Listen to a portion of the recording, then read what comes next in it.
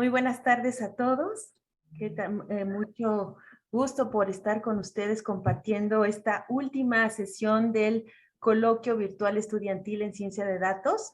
En nombre de la doctora María del Pilar Ángeles, le damos la más cordial bienvenida a la maestra y licenciada Sharaid Salvador, quien nos va a acompañar con su ponencia el día de hoy titulada Machine Learning aplicada a riesgo crédito. Ella es licenciada en Física y Matemáticas por la Escuela Superior de Física y Matemáticas del IPN, egresada de la especialidad en Administración de Riesgos Financieros de la CEPI-SIPN. Durante el último año ha trabajado como especialista en entendimiento de negocio y líder de proyecto de ciencia de datos con presencia en Latinoamérica.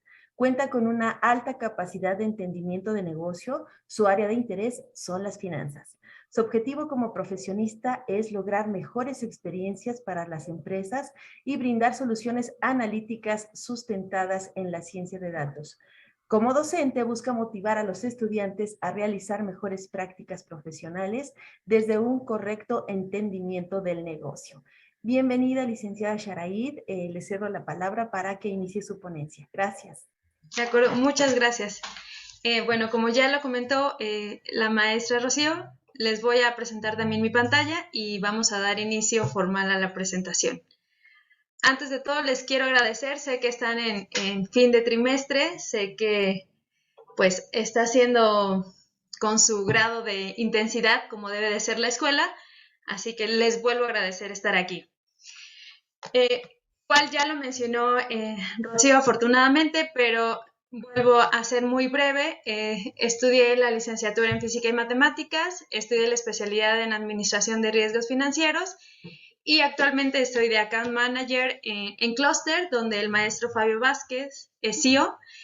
Y bueno, esta ha sido una gran experiencia porque, pues por la parte del entendimiento de los clientes y de tener una visión de negocio.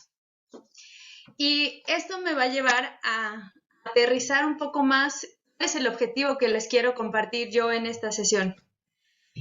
Como les he comentado a mis alumnos, actualmente soy profesor adjunto del 7º semestre de Minería de Datos y como siempre se los he hecho saber a ustedes, quizá los profesores nos quedemos cortos respecto a todo lo que pueden aprender los alumnos. Entonces, lo que yo quiero aportar a ustedes es encaminarlos más a esta visión que van a tener ya como profesionistas, como licenciados en ciencia de datos, y cuáles son esas habilidades que yo veo como un área de oportunidad. Esto lo voy a relacionar con uno de los proyectos que despuntaron mi carrera respecto a la ciencia de datos, que fue un problema de riesgo crédito, que justo venía a fortalecer lo que ya había aprendido y desarrollado durante la especialidad. Entonces, para no dar más detalle, el objetivo es presentarles cuál es el plan de desarrollo que desarrollamos para este modelo de riesgo crédito y mis argumentos principales van a ser 3. Que ustedes, como futuros licenciados en ciencia de datos, logren desarrollar un sentido de negocio, que eso es lo que les va a abrir más puertas. También que vean ya aterrizado en la realidad cómo se implementa la metodología CRISP y la detección de áreas de oportunidad de manera personal como profesionistas. ¿Por qué? Porque en mi labor docente me he dado cuenta que hay un dominio de ciertas técnicas, de ciertas metodologías, pero es importante desarrollar otras y espero que esta plática les pueda dar esta visión. Les voy a dar una breve introducción de dónde surge esta necesidad de la empresa. Posteriormente les voy a contar cómo desarrollamos y resolvimos y cuáles fueron algunas de las conclusiones a las que llegamos, a la que llegó la institución. Okay. Quizá aquí me vi un poco epistemológica, pero lo vi necesario. El riesgo proviene de la palabra latín resecare, que significa cortar, dividir o peligro. ¿Y por qué esto es importante para nosotros? Bueno, el riesgo va a ser el producto de incertidumbres que nos van a representar para nosotros una posible pérdida. Es por eso que en los últimos años ha despuntado toda esta parte de la administración de riesgos, principalmente por 2 razones. Por la globalización del mundo y la facilidad que tenemos ahora todos de participar en los mercados financieros, y 2, por las decisiones tan audaces que han cometido algunas personas que han llevado a la quiebra de ciertas instituciones. Dentro de los riesgos financieros vamos a identificar el riesgo de mercado, que es donde observamos que puede haber una variación en las tasas de interés, en el tipo de cambio, que implique que nuestros activos pierdan un valor. Y para esto quizás sea necesario regresarnos un poquito. ¿Cuál es la definición de activo? Es un bien que le propiedad de una persona física o moral que tiene un valor económico para la sociedad en donde está circulando este activo. Entonces, nos vamos a preocupar en el riesgo de mercado, que haya variaciones en las tasas de interés, en el tipo de cambio, etcétera. Hablaremos de riesgo de liquidez, cuando nosotros tenemos que pensar que generalmente todas las empresas están apalancadas por una deuda, es decir, para que ellos puedan hacer su flujo de efectivo, puedan hacer sus operaciones, adquieren deuda para tener capital, y el problema sería que la deuda ya no se pueda recuperar quizá porque la empresa está presentando un mal desempeño y ya no le quieren prestar dinero. Vamos a también observar el riesgo operacional, que nos vamos a centrar ahí en fallas, por ejemplo, de la generación de un modelo, de una falla de operación, falla en la maquinaria. Ahí hablaremos de un riesgo operacional. Y también vamos a tener un riesgo no cuantificable que va a ir relacionado con todo aquello a lo que estamos expuestos y somos tan vulnerables hoy en día. Por ejemplo, las redes sociales, que pueden afectar la reputación de una empresa y en consecuencia su capacidad de atraer nuevos clientes o de conservar a los que ya tienen disminuya. Y finalmente, el riesgo que es de mi interés en esta sesión, el riesgo crédito. Aquí tenemos que pensar que una institución prestó dinero a una persona y entonces esta empresa ya se encuentra en peligro porque la persona que le prestó puede caer en una imposibilidad de cubrir sus obligaciones en los plazos establecidos. Y ese es el punto en donde nos quedamos ahorita, el riesgo crédito. Ahora bien, vamos a avanzar. ¿Por qué estoy hablando tanto de los riesgos? Bueno, en primer lugar, porque es lo que se está implementando de manera mucho más rigurosa en los últimos años. Dos, porque soy especialista en riesgos financieros. Ok, cuando hablamos de la estructura y el manejo de riesgos, tenemos que definirlo como un conjunto de procesos, políticas, métricas y herramientas cuyo objetivo va a ir sobre dos líneas. Una es reducir el riesgo y dos, aumentar la rentabilidad. Recuerden que a mayor riesgo, mayor rentabilidad y viceversa. Entonces, lo que buscamos es una optimización entre estos dos valores principales. Ahora bien, dentro de las instituciones vamos a identificar ciertas acciones.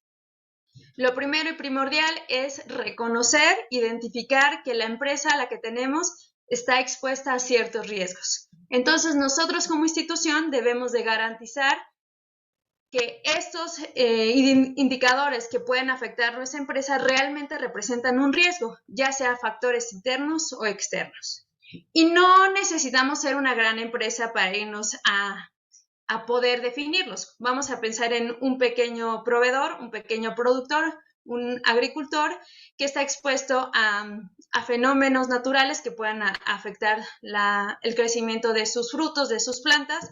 También podemos hablar de que hay una falla en su equipo de transportación, podemos pensar que se pueden enfermar las personas, podemos pensar que haya una demanda y en consecuencia, por la ley de la oferta y la demanda, el precio de los productos se tenga que bajar, etc.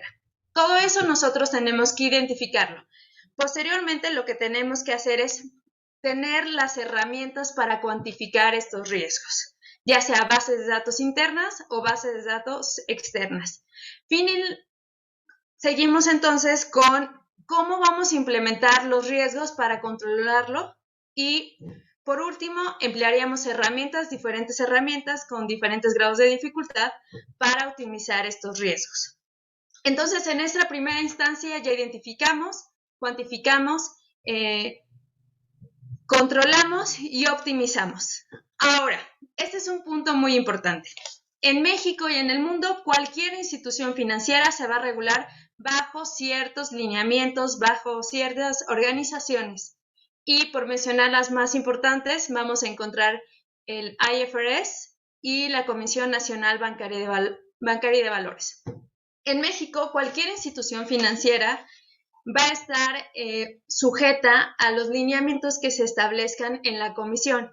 Y de carácter internacional existe un conjunto de normas, que es la IFRS, que van a ser los que nos van a definir cómo tenemos que cuantificar nuestros riesgos, cuáles son las metodologías ya validadas por ellos.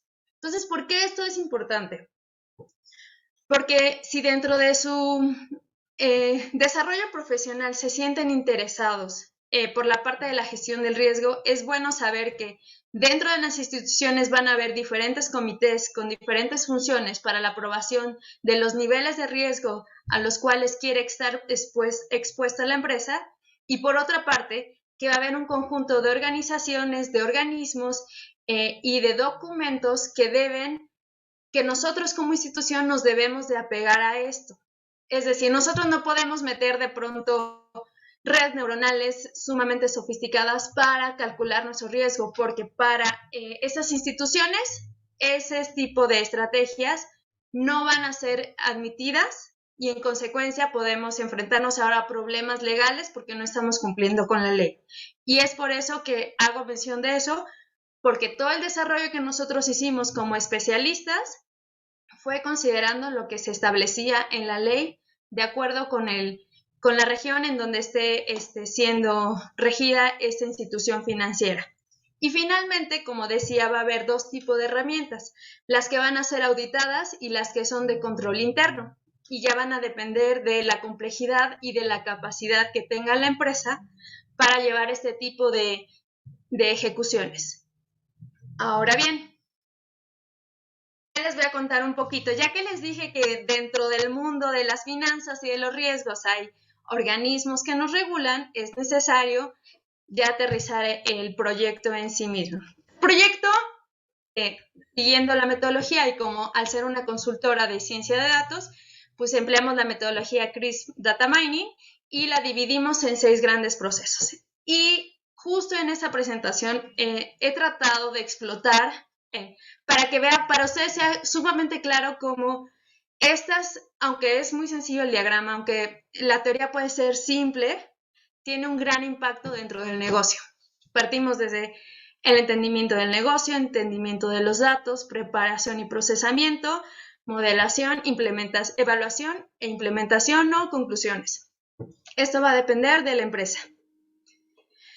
Bueno, les cuento que para cualquier institución financiera, estas instituciones que nos regulan nos piden que tengamos un monto designado como una reserva, es decir, a la institución no le va a importar si tus clientes están pasando por la crisis del COVID 2019, 2020, 2030.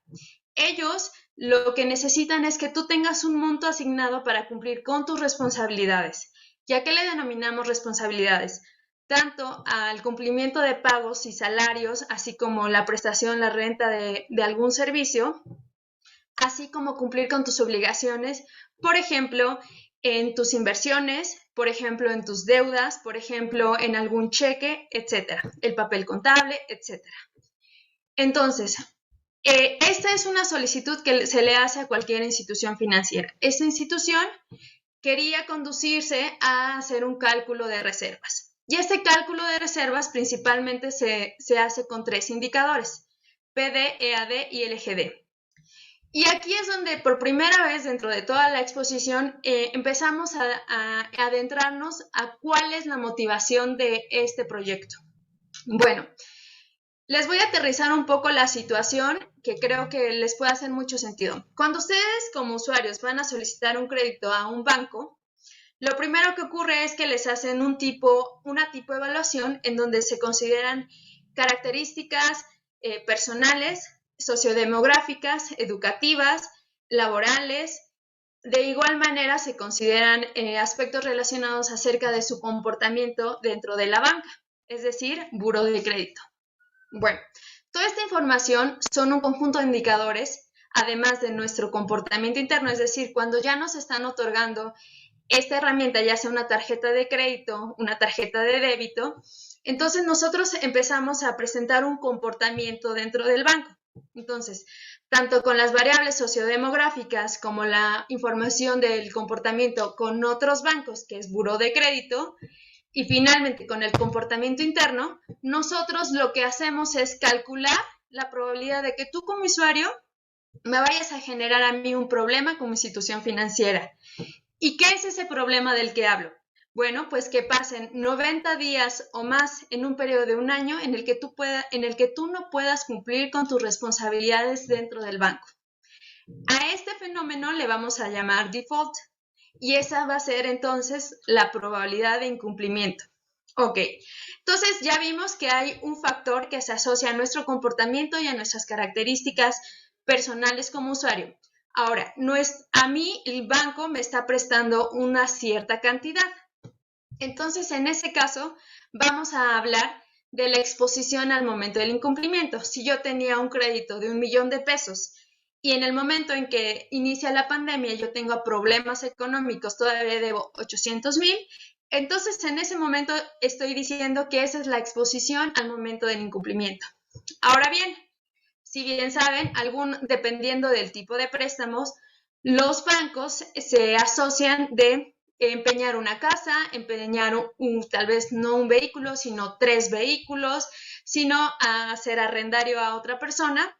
Entonces, la empresa va a entrar en un proceso de recuperación y posteriormente va a poder recalcular cuál es el riesgo que realmente es el que ya se va a perder en términos de lo que originalmente ya estaba comenzando a deber.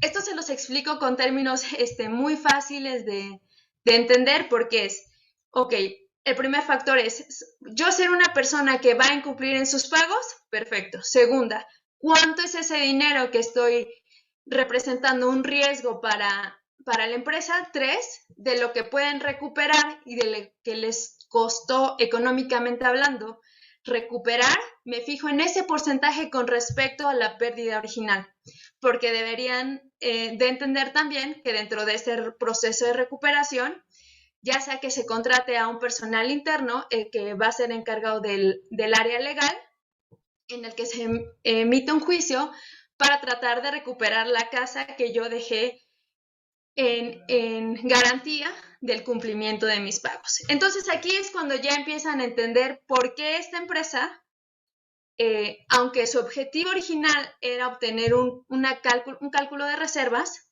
en esta primera fase del proyecto estaba orientado a generar un modelo de probabilidad de incumplimiento.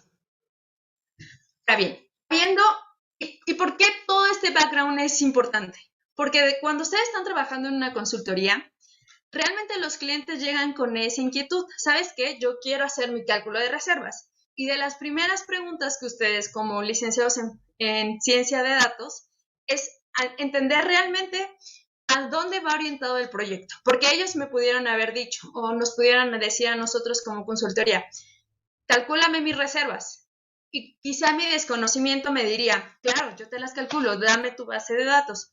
No, el primer paso es entender claramente cuál es el objetivo del negocio. El segundo paso es, yo como especialista tengo que ser capaz de reconocer cuáles son los puntos intermedios, cuáles de esos puntos intermedios implican la generación de un modelo, cuáles de esos puntos intermedios implican un análisis exploratorio, un tratamiento de los datos, una exploración.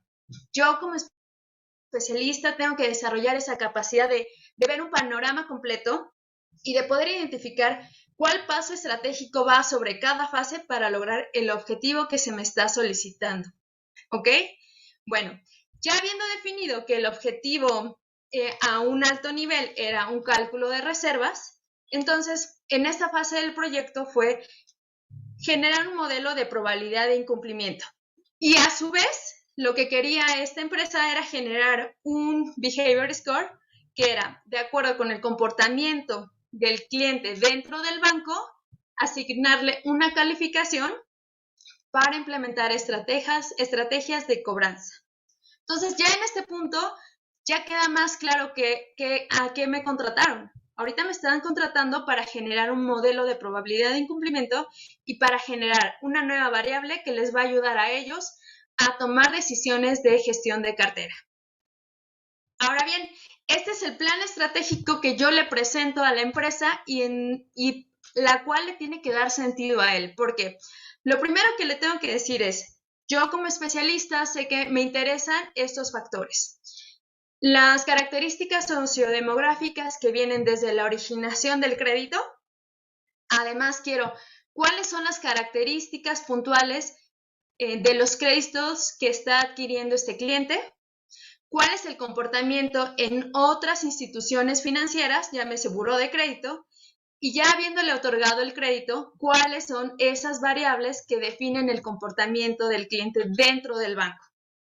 Esta información voy a hacer un conjunto de transformaciones, un procesamiento específico, ¿para qué? Para generar la tabla analítica base y posteriormente con esto ya voy a generar mi modelo de PD y como estamos retomando que esta es una visión estratégica de negocio, pues entonces yo tengo que tener la capacidad de visualizar de acuerdo con las necesidades del cliente que este modelo de PD va a tener dos alcances, tanto su cálculo de provisiones que fue la motivación del proyecto original y por otra parte esta gestión de cartera tanto por el behavior score, tanto por el modelo de probabilidad de incumplimiento. Ahora bien, quizá este es un detalle un poco más específico que no necesariamente le funcionaría bien a un ejecutivo. Este tipo de análisis ya va más orientado a alguien que sepa estadística, alguien que sepa riesgos financieros, etc. Entonces, lo que vamos a hacer es un tratamiento de las variables faltantes, de los valores nulos. Vamos en este punto a determinar la variable dependiente, dado que nuestro problema es predictivo. También vamos a definir cuáles van a ser los puntos de observación de acuerdo con lo que estemos buscando. Con esto vamos a hacer la formación de la ABT.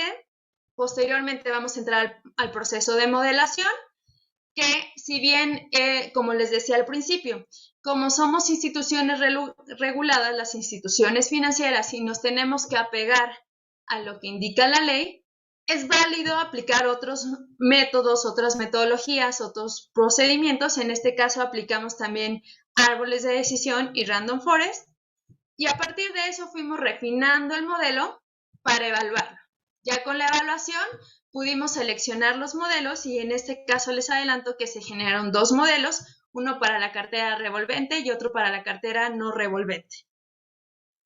Ahora sí, esto es como lo que siempre les externaba a mis alumnos, la importancia de lograr un entendimiento auténtico de los datos. No se trata de avanzar rápido y decir, ya quiero modelar, no se trata de eso. ¿Por qué? Porque un correcto entendimiento de los datos nos va a dar visibilidad respecto al problema que estamos resolviendo. Entonces, no podemos hacerlo sin considerar cuál es el sentido de negocio de la institución o del proyecto que estamos ejecutando. Y no lo podemos hacer tampoco si olvidamos cuál es el objetivo que estamos generando. Ahorita van a entender más por qué les estoy diciendo esto. Esto es un poquito de lo que ya les conté, dónde vienen las fuentes de información. Bien, aquí vuelvo a definir cuál es la variable objetivo, calcular la probabilidad de que una persona en una ventana de tiempo de un año cumpla con 90 días o más de mora. Punto. Muy sencillo. 90 días o más implica que mi cliente ya cayó en default si esto ocurre en una ventana de tiempo de un año. Bueno, aquí igual lo ejemplifico un poco. Esta es nuestra ventana de tiempo, de 0 a 90 días ya está en números rojos y eso implica que mi cliente está en un estado de default. ¿Y por qué esto es importante? Estas definiciones no me las inventé yo, se han establecido, son de carácter internacionales y es importante también que ustedes tengan conocimiento del medio respecto a qué es definición, qué está establecido o qué ustedes pueden definir. En este caso, adelantando, el Behavior Score es un control interno, para nada es una definición internacional y se calcula algo así como un promedio ponderado. Eso es libre. Ahora, este es el slide que resume lo que les digo referente al análisis exploratorio de los datos.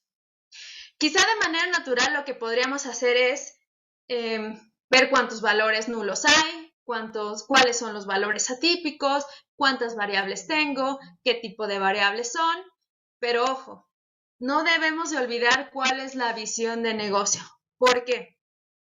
Porque, por ejemplo, si yo estoy diciendo que lo que estoy realizando es un análisis de aquellos clientes que pueden ser un problema para el banco, pues entonces lo primero que tendría que hacer yo como analista, como especialista, es fijarme en los productos que para el negocio, para la empresa, representan un problema. Si nosotros no tenemos la capacidad de responder estas preguntas básicas, que es, ok, perfecto, ¿cuál es el producto que te genera más problema? O bien, ¿cuáles son los clientes, en qué rango de edad son los clientes que me generan más problema? Vamos a tener deficiencias en el proceso de modelación. ¿Por qué? Porque como no tuvimos una correcta exploración dentro del análisis, entonces, por ejemplo, imagínense que dentro de este análisis exploratorio descubro que las personas de 40 a 55 son las personas con más riesgos a incumplir en sus pagos. Y de pronto el modelo que genero me dice que donde hay un foco rojo es de 60 a 75. Tal vez si yo no hice un análisis exploratorio adecuado, yo me compro esa idea al final y el modelo realmente no me va a ayudar a gestionar la cartera. El modelo va a ser bueno, el modelo puede ser preciso, pero si eso no se venía vislumbrando desde el análisis exploratorio, entonces yo estoy fallando como especialista. Ahora bien, podríamos enfrentar otra cosa.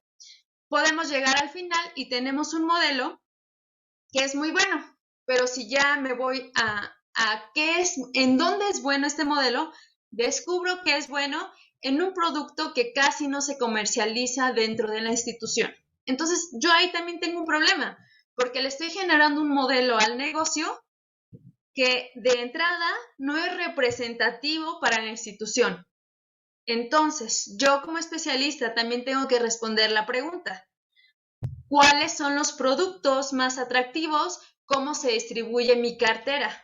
Porque es sobre estos productos y sobre la cartera vencida donde yo tengo que centrar mi atención. Y esto lo pueden aplicar ustedes a cualquier proyecto. Recuerdo que hay un proyecto de música. Imagínense que la música que menos se consume dentro de esta plataforma es la música ranchera y mi modelo es mejor prediciendo la música ranchera. Entonces yo ya me encontraría en una deficiencia de mi modelo, porque lo que abunda menos es donde está mejor mi modelo. Entonces, en promedio, en un panorama muy general, quedaría deficiente. Todo esto que les estoy diciendo es para que ustedes lo analicen y lo vayan adaptando dentro de cualquier proyecto que estén ejecutando. Ahora bien, también como institución financiera, otro aspecto que es muy relevante para mí. El cliente que llegó al banco no puede ocurrir que no tenga la información crediticia de originación. Es decir, si yo encuentro clientes que no tienen nombre, que no tienen edad, que, bueno, el género en estos tiempos creo que ya podría ser no tan fuerte, quizá no tiene una zona donde habita, no tiene un trabajo, entonces yo tendría que pensar entonces que estos datos que carecen de información, pueden ser clientes ficticios, pueden ser clientes de prueba, o puede ser otro tipo de ejercicio que está realizando el banco, porque a mí no me hace sentido que de originación no se tenga esta información. Y como sé que es tan relevante esta información, porque es el motivo por el cual tú puedes acceder al banco, en este caso en particular lo que se decide es que solamente vamos a aceptar que dentro de cada variable haya un máximo de 10% de valores faltantes o nulos. Ahora, estos criterios, también se los he mencionado mucho, estos criterios no los van a establecer necesariamente ustedes, los tiene que dar el sentido del negocio, de dónde proviene la información, porque no es tan conveniente en estos casos que, no sé, metamos el promedio de la edad, la moda, la media, la mediana. ¿Por qué? Porque podríamos estar sesgando el modelo. Quizá mejor nos deberíamos de orientar asociándolo a su CURP, a su RFC, y de ahí extraer la información a tomar decisiones que puedan sesgar nuestro modelo. Y finalmente, la selección de las variables que vamos a usar dentro del proceso de modelado tienen que dar sentido sí o sí al negocio. En este caso particular en finanzas, en donde lo que se busca es tomar mejores decisiones para mejorar la gestión, es prioritario que las variables que se seleccionen sean interpretables en el futuro para implementar estrategias. Si ustedes de pronto me dicen, es que el color de ojos era el que determinaba el incumplimiento o pago de los créditos, bueno, pensaría entonces que quizá es un banco clasista y dos, está muy lejano de ser certero, entonces yo quizá tendría que evaluar dónde se está desarrollando este banco, si realmente el color es un factor determinante, es decir, si yo comienzo a considerar variables de esta naturaleza que no dan sentido al negocio cuando debería de dar más peso un nivel educativo, un monto de ingresos, la propiedad de una casa, habitación, etcétera, entonces yo no le estoy dando el correcto sentido al proyecto que estoy desarrollando. Muy bien, ahora sí, dentro de la preparación y procesamiento, aquí es también donde hago mucho hincapié. La preparación, procesamiento, exploración, de verdad nos tiene que dar información del problema que estamos analizando. Bueno, aquí quisiera quitarles el texto para que alguno de ustedes me podría decir qué ve en esta gráfica. Por favor, eviten leer este texto que está aquí arriba. ¿Quién me ayuda a interpretarlo? ¿Marco?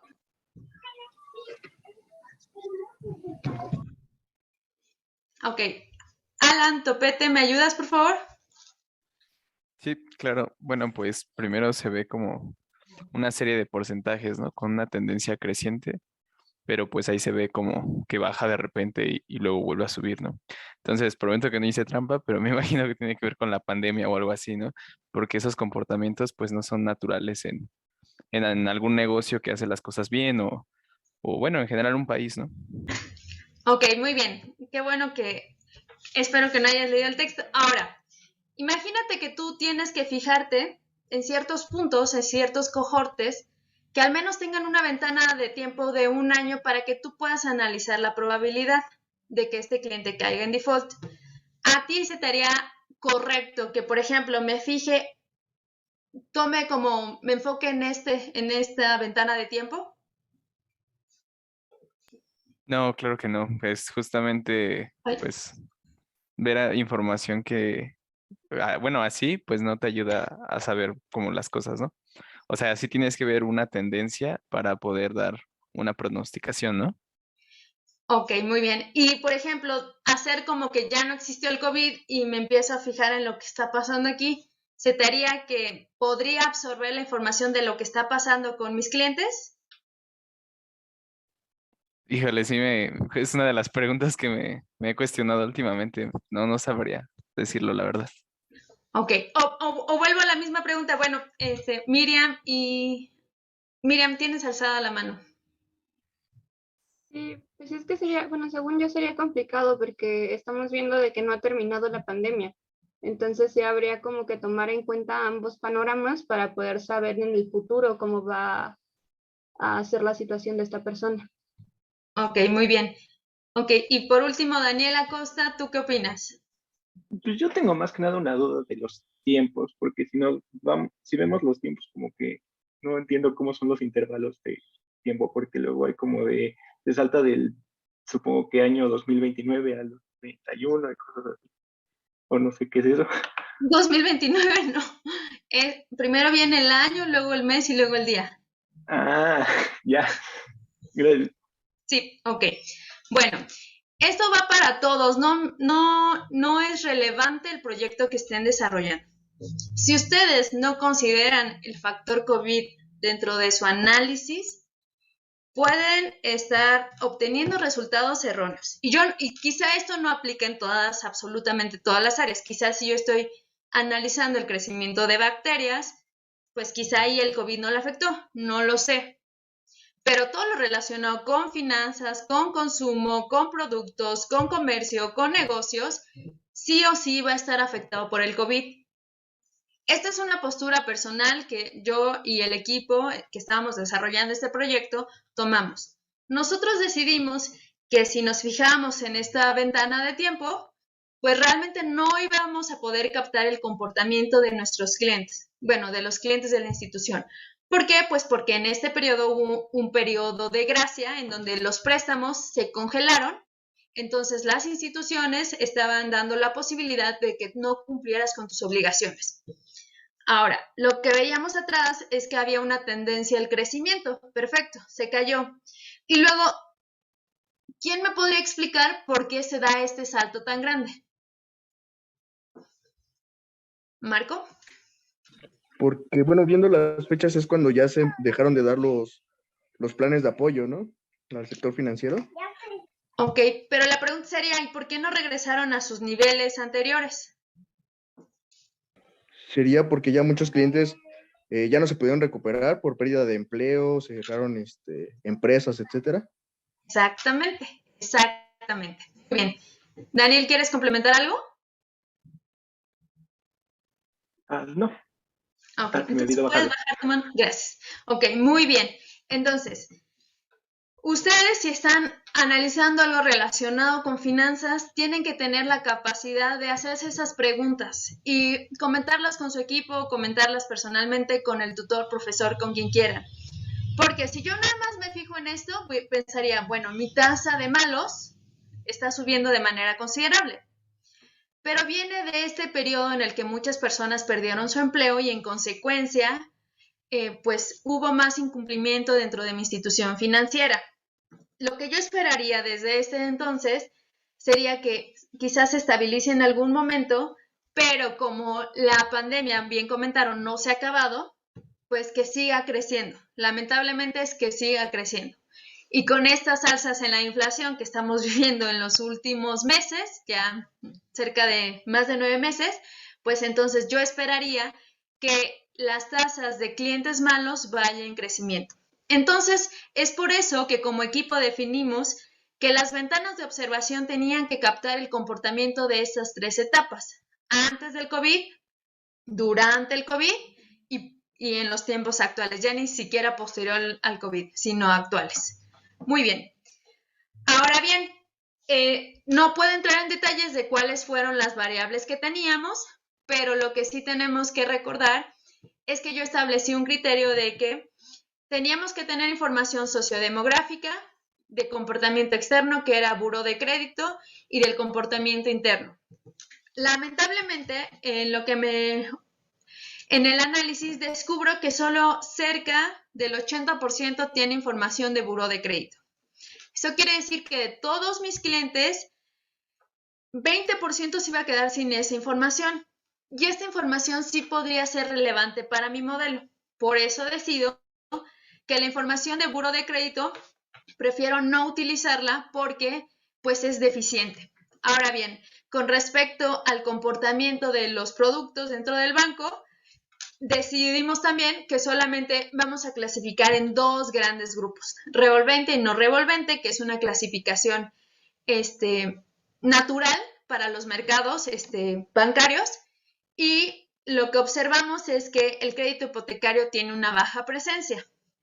Entonces, ¿por qué esto es un foco dentro de mi proceso de modelación? Una, si mi modelo sale muy bueno en el hipotecario, qué padre, pero hay muy pocos clientes de eso, entonces no me va a ayudar mucho. Pero si mi modelo es malo dentro de los productos, por ejemplo, revolvente, mucho cuidado, estás fallando dentro de tu proceso de modelación, porque cerca del 50% de tus clientes se centra en este producto. Entonces, si nosotros no hacemos este análisis de cómo se distribuye la cartera, yo puedo errar puedo generar un modelo muy bueno, pero si no va a ser capaz de generar mejores estrategias para la institución y en consecuencia no se va a poder gestar mejor sus finanzas, su control de los clientes y en consecuencia van a seguir perdiendo, entonces estoy fallando dentro del desarrollo de mi proyecto. Entonces, mucho ojo en los modelos que estamos generando, en qué esperamos ser buenos, en qué podríamos permitirnos no ser tan buenos, etc. Ahora bien, también tengo esta distribución de las fuentes de información. Lamentablemente, en este caso en particular, la información de Buró de Crédito se centraba con un 71% y solo el 18 y el 5% se centraba en información sociodemográfica y de comportamiento interno. Aquí yo les preguntaría, tenemos dos escenarios. Tenemos un cliente que se está originando y que no hay comportamiento. Y posteriormente tenemos a ese mismo cliente que lo hemos visto una ventana de tiempo de al menos un año más dentro del banco. ¿Ustedes qué creen que sea más relevante para su modelo? ¿El comportamiento antes del banco o el comportamiento dentro del banco? ¿Por qué va esta pregunta? Si yo ya de entrada les estoy diciendo que el 71% de toda mi ABT era buró de crédito y le voy a eliminar, ¿qué podrían esperar entonces de mi modelo? O sea, ¿ya augurian algo malo o esperarían que no podría afectarle necesariamente? Los escucho. Vuelvo a plantear la pregunta. De toda mi información, de mi ABT, el 71% de las variables eran de buró de crédito. Todo lo demás es comportamiento interno o información sociodemográfica. Ahora, otro punto. Si yo estoy analizando el comportamiento del cliente a una ventana de tiempo de un año, ¿qué creen que me interese más? ¿El comportamiento interno o el comportamiento antes de entrar a la institución? Alan. Bueno, respecto a la primera, pues dado que mucha información está, bueno, van relacionadas las dos preguntas, ¿no? Pero justo como mucha información es del buro de crédito, pues sí nos interesaría analizar otro tipo de variables que expliquen, pues, el comportamiento. Entonces, nos va a importar más cómo se comporta dentro de la institución. Además de que el factor tiempo, pues sí, ¿no? O sea, se ponderaría a lo mejor, pero nos importa más lo que está pasando actualmente, ¿no? Porque a lo mejor tiene trabajo actualmente o algo así, y pues antes, ¿no? Quizá. Exactamente. Muchas gracias, Alan. Si quieres ya puedes bajar tu mano. ¿Y por qué estoy haciendo estas preguntas? Porque no necesariamente tenemos que caer en pánico si descubrimos que el 71% de las variables que estábamos considerando no nos van a servir. Quizá la reacción natural sea, ya este proyecto se perdió, no va a salir nada. No, esto no tiene que ser el final. ¿Por qué?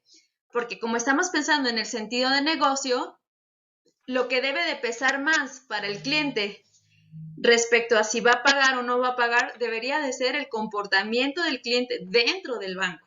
Eso naturalmente debería de ser. Y finalmente aquí hicimos también una distribución de cómo se comportaba la cartera para que también otro aspecto importante sería que dada que la tasa de malos era muy baja, si pueden ver aquí, son los clientes malos, es cerca del 2%, entonces tendríamos que cuidar que o si quitamos clientes que no tengan esa información o tomamos decisiones, es no perder esos clientes malos, porque entonces ya nos vamos a enfrentar a un problema de undersampling, oversampling, que más adelante lo vamos a ver. Okay, entonces llegamos ahora sí a la carnita que tanto están esperando para este proceso de ciencia de datos. ¿Y qué es el proceso de modelación? Solo les tengo malas noticias. Como nos regimos bajo instituciones, pues no podemos implementar modelos tan sofisticados. Nos tenemos que apegar a lo que establece la ley, por un lado, y por otro lado, las variables tienen que ser interpretables. Y eso ya es lo que va a matar el uso de herramientas más sofisticadas. ¿Que nos pueden ayudar para hacer un benchmark? Excelente. ¿Que realmente las vamos a poder llevar a ejecución? Lamentablemente no va a ser tan fácil. Entonces, aquí seguramente este diagrama ya lo han visto, en donde estamos evaluando la relación de presión e interpretabilidad, que en este caso uno pensaría que la regresión logística se queda muy por debajo. Sí y no, va a depender de los objetivos de la empresa y también va a ser dependiendo de las herramientas previas, porque quizá siempre lo que busquemos sea excelencia. Pero quizá en este tipo de fenómenos, dado que ya tenemos un punto de referencia, que son las actuales herramientas que hasta ese momento implementaba la institución, pues entonces, si nosotros mejoramos esas referencias que ya tienen, entonces nosotros ya estamos teniendo éxito dentro del proceso de modelado. También otro factor importante para este proceso fue que había un alto desbalance entre los buenos y los malos, que ya vimos que eran menos del 2%. Y dentro de los otros factores, la empresa no quería una caja negra, es decir, él quería entender absolutamente todo lo que involucraba dentro de su modelo. Entonces, nosotros como especialistas no podemos ignorar esa petición del cliente. Si el cliente dice, yo quiero un modelo interpretable, nosotros tenemos que ser como doctores. ¿Sabes qué? Si quieres un modelo interpretable, estos son los pros y los contras. Si quieres un modelo no interpretable, estos son los pros y los contras. Finalmente, el cliente paga y él toma la decisión, pero nosotros tenemos que tener la capacidad de dar un diagnóstico referente a las diferentes herramientas que se pueden implementar. Y también esto es algo importante. Dentro de la calibración de modelos, chicos, van a generar 30, 50 modelos. Y no estoy exagerando. Porque si ya quitan una variable, ya es otro modelo. Si deciden hacer reducir la dimensionalidad en una variable y en otra no, ya están generando un nuevo modelo. Si deciden normalizar las variables, ya están generando un nuevo modelo.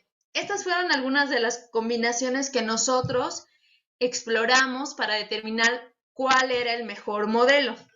Y es importante que lo tengan presente porque he visto que a veces quieren correr un modelo, ya salió, buenas métricas o más o menos, pues ya ahí muere. No, chicos, el proceso dentro de ciencia de datos, el modelado es quizá la parte más disfrutable dentro de todo el CRISP, pero también es exhaustiva porque depende de la magnitud de la información, va a ser el tiempo que le va a tomar procesarla y también por todas las variaciones que tenemos que hacer hasta realmente llegar a la combinación más óptima. Muy bien. Eso es un poquito más de las razones por las cuales nos inclinamos y aquí nada más quiero resumir un punto. Ustedes pensarían quizá de una regresión logística, un árbol de decisión, a un random forest, pues es obvio que me voy a inclinar por algo más sofisticado, pero al menos en este caso, el modelo que generaba mayor precisión dentro de lo que buscábamos, que era la probabilidad de incumplimiento, no fue para nada los árboles de decisión ni el random forest. El modelo con mayor capacidad de predicción era la regresión logística. Entonces, yo sé que nos romantizamos con usar herramientas muy sofisticadas, pero no necesariamente van a ser las que den los mejores resultados. Ok, y ya ahora entramos a un modelo, ya les dije qué tantos modelos vimos, cómo generamos la BT, cómo seleccionamos la variable. Ya llegamos a 2 modelos. Esta es otra cosa que también les he dicho a mis alumnos. No crean que tienen que llegar a un modelo perfecto que funciona con todas sus variables y da excelentes métricas. No, ábranse la posibilidad de que ustedes puedan evaluar su modelo y digan, ok, perfecto, este modelo es bueno prediciendo este conjunto de clientes o este conjunto de productos, pero para este otro conjunto yo necesito generar otro modelo y para este yo puedo hacer otro modelo. Tienen que estar abiertos a que las múltiples combinaciones van a existir y las deben de tener presentes, porque esto en la práctica los va a convertir en mejores científicos de datos. ¿Por qué? Porque no son conformistas referentes a que un modelo solamente tiene que dar las mejores métricas con las mejores aproximaciones. No, están abiertos a generar sobre un mismo problema varios modelos que resuelven de mejor manera en diferentes secciones. Entonces se generaron 2 modelos. Este es un poquito de las variables que utilizamos para el modelo no revolvente. Aquí es donde esta información tiene que ser relevante para ustedes y para el cliente. Lo que vemos en esta columna en rojo es lo que tenía el cliente antes de que llegara nuestra consultoría. Otra cosa también dentro del paréntesis. En finanzas, en riesgos, quizá haya muchas métricas, pero en riesgos y en finanzas, estas son las que se usan. Y a donde fueres, haz lo que vieres. Entonces, también tienen que aprender que a donde van, dependiendo de cuál es el mercado en donde se están desarrollando, se tienen que apegar. Por supuesto, está bien proponer, pero siempre hay que cumplir con lo que se necesita y lo que demanda el mercado y después proponer. o proponer de manera interna. Entonces, a lo que llegamos es que las métricas, al menos la que más nos interesaba era la KS, y pasamos de un 0.43 a un 0.7, bastante bueno. Aquí, por ejemplo, en el crédito hipotecario, me adelantaría un poquito, creo que ya se me va a acabar el tiempo. Para mí debería ser un foco rojo que las métricas sean tan buenas en el crédito hipotecario. ¿Se acuerdan cómo se distribuía mi cartera dentro del crédito hipotecario? Adelante, Alan. Pues justo vimos que era un producto, pues no era el esencial, entonces pues que sea tan bueno es irrelevante. Exactamente. Ok, maestra, ¿quiere que ya termine o cómo le hacemos? No sé si los chicos tengan a los asistentes tengan alguna pregunta hasta aquí. Tengo yo una en el chat de Angie que dice, en caso de que un cliente no tenga buró o comportamiento interno, ejemplo de otro sector, ¿se toman otros factores cuantitativos? No necesariamente, porque esto le costaría obtener esa información. Aquí en México el buró de crédito cuesta cerca de 200, 300 pesos. Entonces, obtener otra información muy particular de cada cliente le costaría bastante. Entonces, te tendrías que limitar con lo que cuenta el banco. Ok, gracias. ¿Hay alguien que quiera hacer alguna pregunta? ¿No? Entonces, si gusta concluir, maestra, por favor. Sí. Gracias. Ok, tengo unos minutitos. Bueno, estas fueron las métricas que generamos en el modelo no revolvente. De manera muy breve, lo que nos debería interesar a nosotros es un poquito los préstamos personales, que ya vimos que es una buena métrica. Por el otro lado, aquí lo que vamos a ver es cómo se distribuyen nuestros clientes. Lo que esperaríamos es que en las primeras columnas la tasa de malos sea mayor con respecto a las últimas. Eso implicaría que está realmente clasificando bien nuestro modelo, que en este caso fue bastante bueno para este tipo de producto. Y en el otro caso, esta es la KS, que también lo que buscamos es una máxima separación, entonces está cumpliendo. Pero si ya nos fijamos en el revolvente y vamos a las métricas, si bien se mejoró, no se logró la información que se quería, porque posiblemente aquí afecte el factor que no se tenía información suficiente del buró de crédito y que no se incluyó dentro de las variables sin consecuencia dentro del modelo, pero ya con obtener superar el benchmark, pues ya está ganando la empresa. Igualmente aquí lo que vemos es que sí se para bien, aunque hay quizá algunos valores que no se esperaría, pero pues dada la información que se tenía, este es el mejor camino que se puede tomar a este punto. Y respecto a la separación es buena, quizá la pudimos haber mejorado, queríamos que llegara más a la esquina, pero bueno, también todo esto estaba en función de la calidad de los datos del cliente. Entonces, pues se buscó lo mejor y este fue el mejor resultado. Conclusiones, en este caso no hay una implementación, la cual nos vamos a remitir a las conclusiones. Pues el cliente ya va a tener un score de comportamiento, tiene un modelo de probabilidad de incumplimiento y con estos puede hacer gestiones de su cartera, ya sea para detección temprana o bien para el cálculo de sus reservas en fases posteriores. Esta sería toda la participación. Muchas gracias.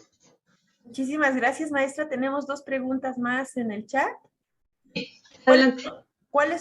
Marco pregunta, ¿cuáles son los valores de KS aceptables en los modelos? Se espera arriba del 0.6. O sea, no buscamos condiciones ideales cercanas al 1. Eso ya pensaríamos que está sobreajustado nuestro modelo. Jocelyn Cerón dice, ¿nos podría compartir información bibliográfica para entender los modelos, por favor? Gracias, excelente charla. Muchas gracias. Se la hago llegar a la maestra Rocío, la publico en Facebook, por favor. ¿Alguien más tiene alguna pregunta? Antes de concluir la charla, ¿alguna pregunta? Marco, por favor. Gracias. Bueno, decía del KS un 0.6 como un límite inferior. ¿Cuál sería como un límite superior para el KS? 0.75. para instituciones financieras es el rango más o menos que manejamos. O sea, en el 0.99 sí pensaría que está sobreajustado el modelo, pero como era una pequeña parte de toda la cartera de clientes, podría ser irrelevante. Muy bien, ¿alguien más? Ok, pues Carlos Velázquez tiene otra pregunta. Adelante, Carlos. Bueno, antes que nada, muy buena charla. Fue bastante educativa, en mi opinión, bastante interesante. Y no sé, una pregunta, que si van a compartir la presentación o algo así para poderla como ver más tranquilamente, algo así. Sí, claro, la profesora Rocío la tendrá. Gracias. Muchísimas gracias. Sí, quien quiera tener acceso, tenemos nosotros un repositorio con todas las presentaciones de los ponentes. Quien quiera tener acceso al mismo correo en donde solicitaron la contraseña, pueden solicitar acceso a los drives y yo con mucho gusto se los comparto. Ahí pueden encontrar todas las presentaciones y también los invito a visitar el canal de YouTube de Limas, el canal institucional de la lista de reproducción de las conferencias del coloquio. Ahí también están todas las conferencias en video por si quieren verlas en fin de semana o en algún tiempo libre que tengan. Pues si no tienen algún otro comentario, les agradezco a todos su participación. Muchísimas gracias por acompañarnos. Maestra Sharaid, muchísimas gracias por su ponencia. En nombre de la doctora María del Pilar Ángeles, coordinadora de la licenciatura, le agradezco muchísimo su participación. Le haremos llegar su constancia y esperamos que nos acompañe nuevamente. Gracias a todos por su tiempo. Gracias, maestra. Que estén muy bien. Gracias a todos. Hasta luego. Hasta luego.